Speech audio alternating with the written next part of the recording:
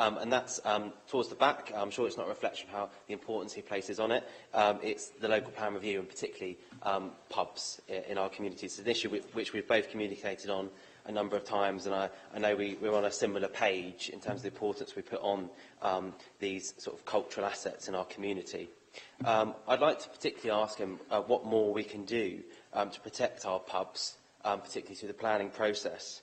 As a new member on DC since May, it's incredibly frustrating when we get public houses in front of us week after week, and the planning process as is provides us very little to resist the loss of them for profit turned into £1 million flats, not really for local people.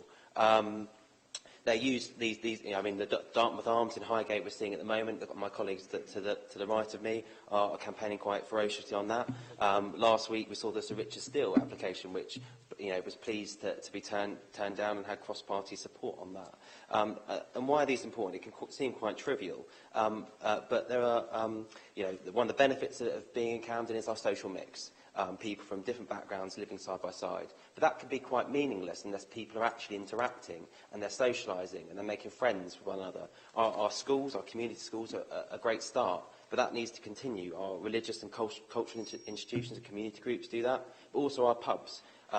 In my ward there's fantastic public houses that are very well run, like the Lord Stanley, the Colonel Fawcett, and they're not just pubs, but there's small theatres upstairs. People can start their careers in the theatre and the arts through these. They make culture accessible to people as well. And I really do think we should do more to preserve it, and I welcome the comments he made in his report. And will he join the new camera campaign and sign this local authority up to lobbying the government to use the Sustainable Communities Act? I think 30 local authorities have already joined in calling for greater powers for local authorities to protect these really valuable community assets, which I think everyone across the chamber probably does